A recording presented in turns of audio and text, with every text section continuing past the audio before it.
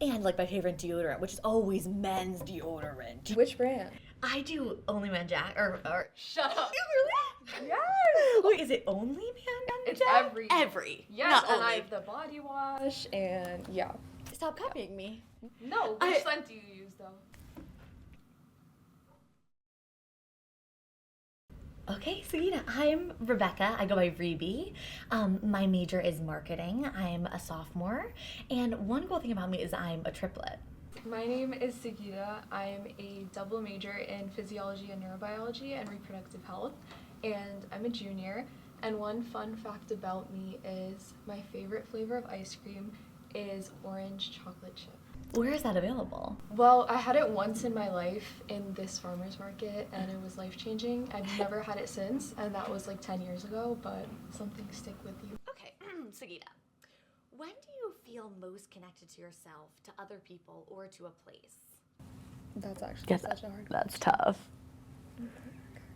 I feel most connected to other people when I'm doing like a one-on-one interaction, kind of like this. Yeah. I love going on like dates with my friends, if that makes sense. Like a walk where it's just me and another friend and we just yap for hours, or like a movie night. I just feel like I'm able to connect to people really well when it's one-on-one. Group settings are fun too, but that's more for like if you're just trying to have fun. But I feel like if I'm really trying to get to know someone, I like to just meet my friends one-on-one and hear about their lives. So yeah.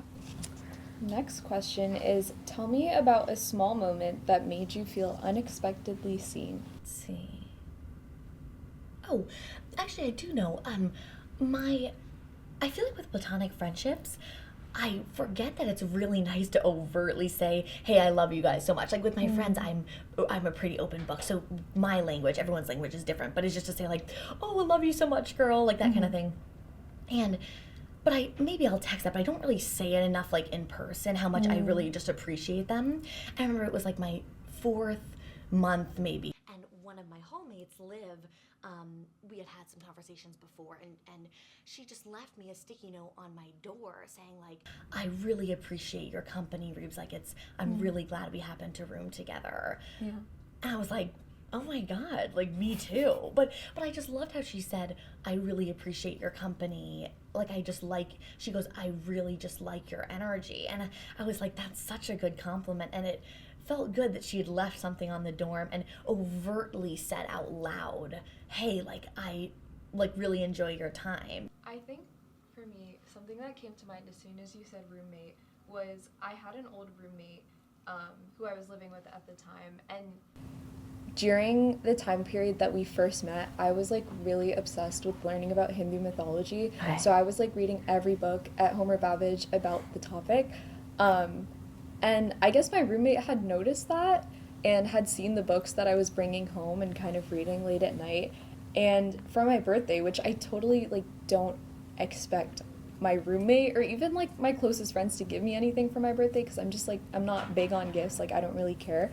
She bought me one of the books that I was reading because she was like, She said anything about it before? yes, she was like, "I keep seeing you read this book and like you'll randomly bring up the things you're learning from it, and I feel like you really like this book, so like I want you to have it." And I was like, oh my God, like that is so kind, and it means so much to be like noticed. but when people show that like they care about you as an individual, or they care about the things that make you happy or passionate, It shows such an appreciation from like human to human, and I think that's so beautiful. And the same thing is applied for you too when you say like "I love you" to your friends. Like you're showing like I have an appreciation for you and I want you to know that. Yeah, like I love that you take up space and that we do it together. Okay, next. Is connection something you actively build or something that happens to you? I think sometimes the greatest connections that I've had in my life have just happened by chance, and I totally wasn't expecting them.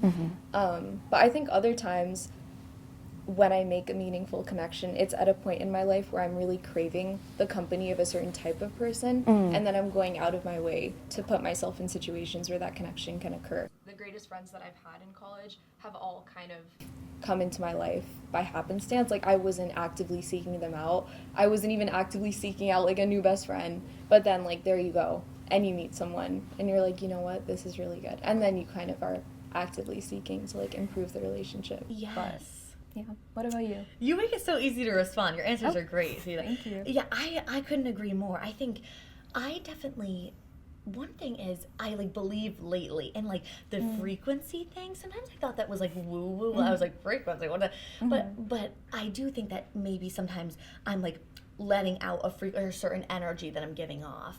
And anybody who's giving off a similar energy can kind of meet you where you're at. I think maybe that's what I relate to what you're saying when you say I'm in a position in my life where I'm seeking out a certain type of connection. I agree completely. I view it as like I'm operating at some certain frequency, some certain energy, and people who are kind of also at that point in their lives will reciprocate that, and I think that energy can change totally throughout the years and even just throughout the months or throughout just a day. My first year of college, I was at UVA, and again, I had made a lot of good friends by like actively seeking them out.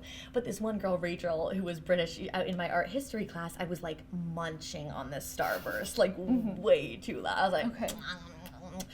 and she was like, she like looks at me and I'm like, who is this? Like, and she goes, why are you chewing on that Starburst so loud? Like and I was like, hello?